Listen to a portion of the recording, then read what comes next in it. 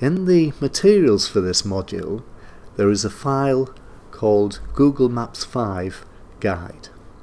We're going to be basing this session on that file. In the file there are some detailed instructions for repeating the tasks, for undertaking the tasks that I'm just going to demonstrate. But for this session, this video, if you would just like to watch the demonstration and then afterwards you can proceed to the guide and actually perform these tasks for yourself and some other tasks if you so choose. So this is the Mendix Business Modeler.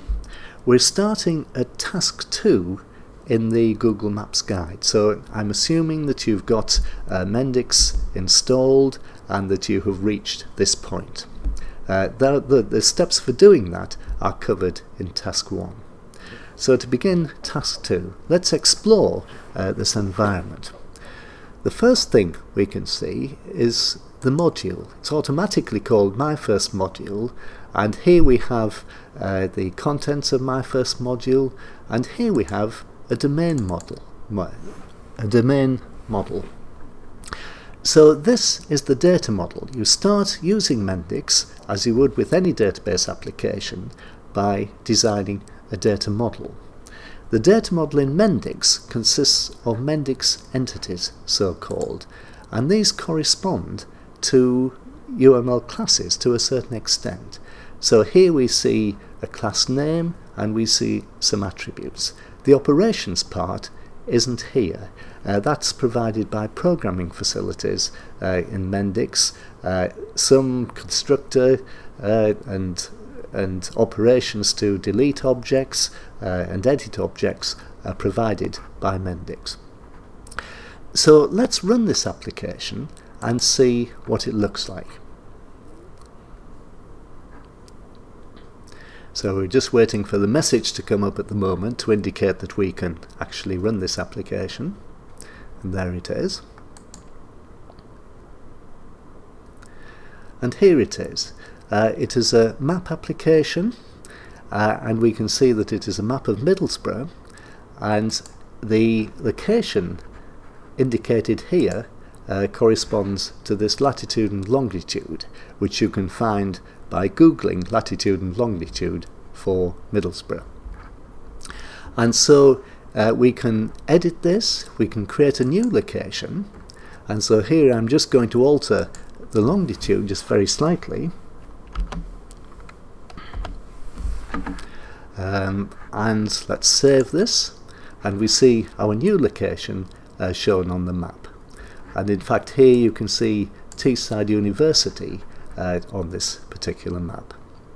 So now how is this actually built using Mendix? Firstly, all the data that we saw was stored in this Mendix entity here. The actual page which we saw is this, is the home page, the default page which opens, and here we see the columns and we see the Google Map application. This is a data grid, and it can show and enable us to edit multiple occurrences of the entity which it is associated with, namely the location Mendix entity. This is a data view which can show data and properties just relating to one of the entities in the grid. And the first task in task 2, the first task, practical task which we might like to undertake, is to add a new column to this grid. So let's do this. Let's select a column. We see that it's highlighted in yellow, in orange rather. We will add a column to the right of this. So there's our new column. Let us now select this. We'll give it a name, and it's going to be called Posted By. We need to show where the data for this column is going to come from. And so here we would select the attribute for the Mendix entity which will provide it, which at the moment we don't have. So we now need to go back to the domain model and create this new attribute just by clicking new. Do this very quickly. We'll call it Posted By.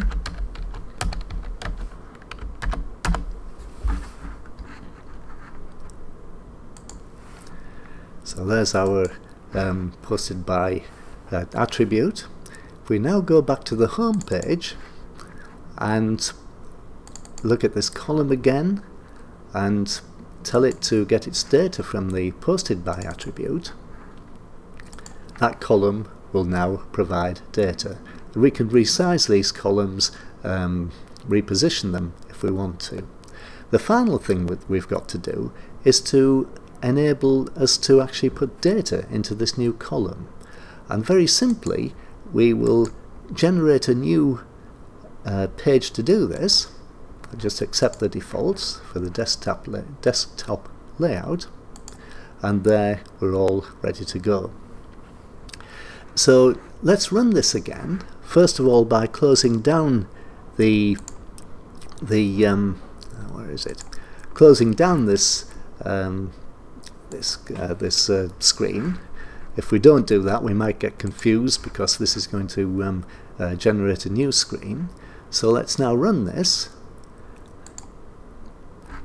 save the changes,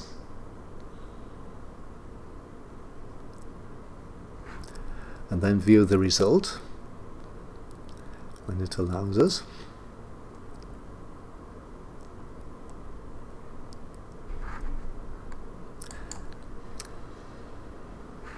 There we are, and here is our new screen with our posted by attribute. So now, for instance, we can make a selection for this this particular location. We can edit it and put in the posted by, and I'll just put posted by Jim, save that, and so we can see that what we have done actually produces a result. So all of this is actually working with the object-oriented database facilities provided by Mendix. And in a further video, we're going to explore the object-oriented data model in much more detail, and we're also going to see exactly where the generation facilities and the programming facilities can be used for the Mendix object-oriented model. Thank you.